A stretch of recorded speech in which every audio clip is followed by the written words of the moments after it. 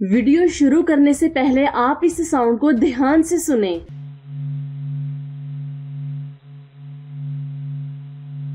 आपको क्या लगता है ये साउंड किस चीज की होगी? किसी ड्रिलिंग मशीन की या फिर जानवरों के गुनगुनाने की? लेकिन क्या आप ये इमेजिन कर सकते हैं कि ये आवाज हमारे सूरज की है? जी हाँ, आपने बिल्कुल सही सुना। हमारे सोलर सिस्टम को कंट्रोल करने वाला वही स्टार जो हमेशा साइंटिस्ट को परेशान रखता है, लेकिन इस बार वो हुआ जिसके बारे में कोई बड़े से बड़ा एस्ट्रोनॉमर भी नहीं सोच सकता था, क्योंकि ह्यूमिंग साउंड की जगह साइंटिस्ट ने सन की हार्ट बीट को रिकॉर्ड किया है। अब आप ये सोच रहे होंगे आखिर ऐसा कैसे हो सकता है? सूरज के अंदर हार्ट बीट कैसे ओरिजिनेट हो सकती है? तो आज की वीडियो में हम न सिर्फ सूरज से निकलने वाले सिग्नल्स को कन्वर्ट करने का प्रोसीजर जानेंगे, बल्कि सूरज से ओरिजिनेट होने वाली इस दिल की धड़कन को भी डिकोड करेंगे। आइए सूरज की हार्ट बीट के बारे में जानते हैं। इससे पहले कि हम आगे प्रोसीड करें, ये जानना बहुत ज्यादा जरूरी है कि आखिर सूरज से आने वाले सिग्नल्स को आवाज में कैसे कन्वर्ट किया जाता है।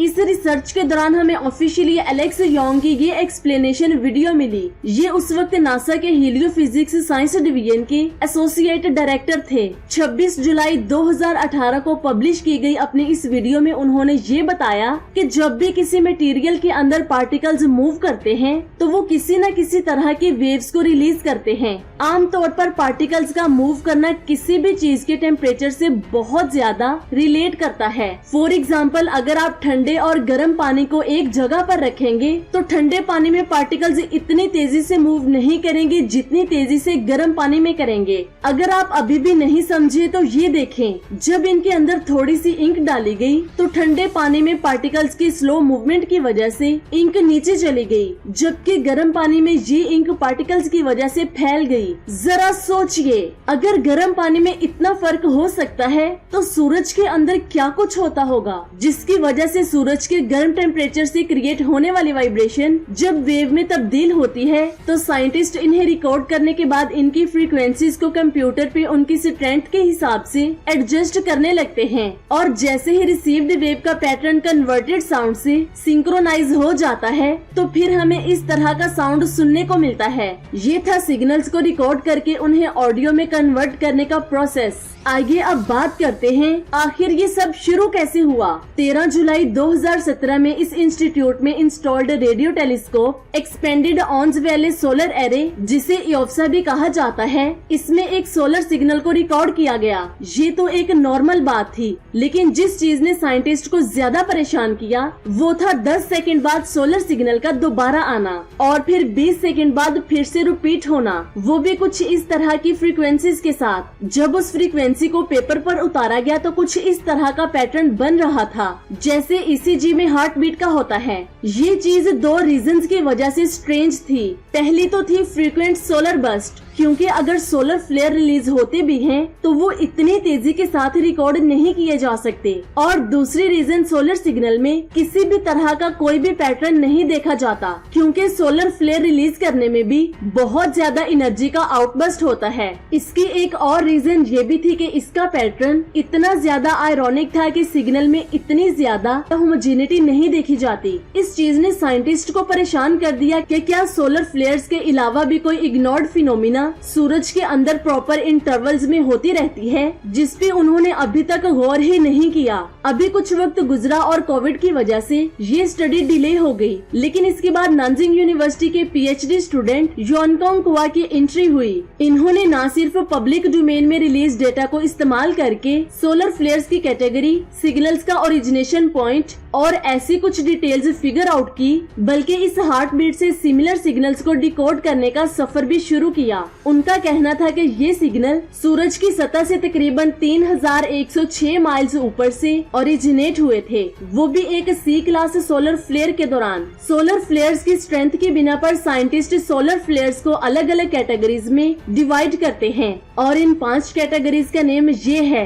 इनमें सबसे कम स्ट्रेंथ वाली सोलर फ्लेयर्स को ए क्लास की कैटेगरी में रखा जाता है और सबसे स्ट्रॉन्ग सोलर फ्लेयर को एक्स क्लास में रखा जाता है। उन्होंने अपनी रिसर्च में ये रिवील किया कि ये हार्ट बीट जैसी रीडिंग कोई बहुत बड़ा फिनोमिना नहीं है, बल्कि ये QPP का नतीजा है। ये एक ऐसा इवेंट होता है जिसमें किसी सेलेस्टियल बॉडी के अंदर से थोड़े टाइम बाद इलेक्ट्रोमैग्नेटिक एमिशन डिटेक्ट किए जाते हैं। इनकी रीडिंग में ये पता चला कि इन सस्पेक्टेड रीडिंग में सच में इलेक्ट्रोमैग्नेटिज्म को भी डिटेक्ट किया जाता रहा है, लेकिन प्रॉब्लम अभी भी सेम थी कि इंटरवल्स क्यों आए, वो भी इतने ज्यादा होमोजेनिक। इंटरेस्टिंगली ये मिस्ट्री अभी सॉल्व नहीं हो रही थी कि इतने में ये पता चला कि रिसीव किए गए सिग्नल में से एक सिग्नल किसी सेकेंडरी सोर्स से भी आ रहा था। जहां एक मसला हल नहीं हो रहा था, वहां दूसरे ने भी अपना सर उठा लिया। पहली नजर में तो ये एक मुसीबत लग रही थी, लेकिन बाद में ये पता चला कि असल में यही इस सवाल के जवाब को ढूंढने का रास्ता है। दरअसल ये सिग्नल्स बहुत ज्यादा सोलर फ्लेयर्स के ओरिजिनेट होने से नहीं, बल्कि ये सोलर फ्लेयर्स के बहुत ज्यादा टुकड़ों में टूटने की वजह से डिटेक्ट किए गए हैं।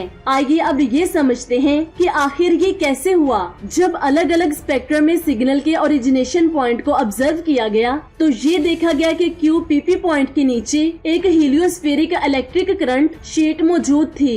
इलेक्ट्रिक करंट शीट ऐसी पार्टिकल शीट होती है जो किसी सेलेस्टियल एंटिटी की सरफेस पर रहकर उसके नीचे से निकलने वाली इलेक्ट्रिसिटी को कन्फाइंड रखने की कोशिश करती है और बाहर के इन्वायरमेंट में जाने से रोकती है। ऐसी ही इलेक्ट्रिक करंट शीट सूरज की सतह पर एग्जिस्ट करती है, जिसे हीलियोस्फेरिक इलेक्ट्रिक करंट शीट कहा जाता है। इस केस में ये सोलर फ्लेयर्स सूरज की सतह में मौजूद किसी इलेक्ट्रिक करंट शीट की बेस से ओरिजिनेट हुआ, जिसकी वजह से सोलर फ्लेयर से निकलने वाला अनचार्ज मैटर को एस्केप कर गया, लेकिन इलेक्ट्रोमैग्नेटिक रेडिएशन उसी वक्त नहीं निकल पाई और नतीजे के तौर पर जो हाईली एनर्जाइज्ड इलेक्ट्रिक पार्टिकल्स और इलेक्ट्रोमैग्नेटिक वेव्स उन इलेक्ट्रिक करंट के अंदर फंस गई थी, वो उसी के अंदर सर्कुलेट करते हुए सोलर इन्वायरमेंट में और भी ज्यादा एनर्जाइज होती गई, जिसकी वजह से एक टाइम के बाद जब उन पार्टिकल्स के अंदर उतनी ज्यादा एनर्जी स्टोर हो गई कि इलेक्ट्रिक करंट शीट भी उनको कन्फाइन ना कर पाए, तब जाकर उस कलेक्शन में से पहले कुछ पार्टिकल्स और वेव्स बाहर आ गई। हालांकि आउटबर्स्ट के बाद इलेक्ट्रिक करंट शीट ने कुछ पार्टिकल्स को फिर से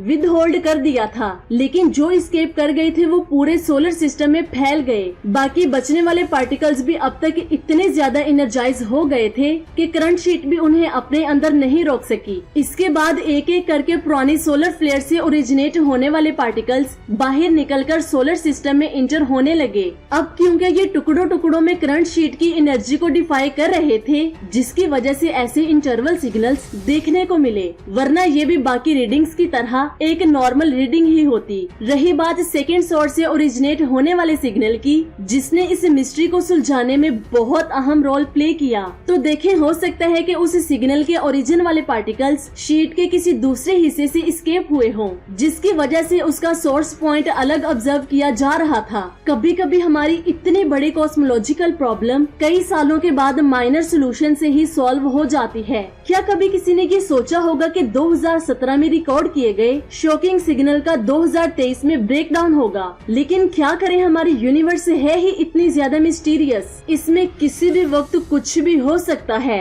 तो ये थी आज की अमेजिंग वीडियो। आपको कैसी लगी नीचे कमेंट्स करके जरूर बताएं। वीडियो अच्छी लगी तो चैनल को सब्सक्राइब करके लाजमी शेयर करें। अपना बहुत सारा ख्याल रखें, दुआओं में याद रखें। अल्लाह हाफिज।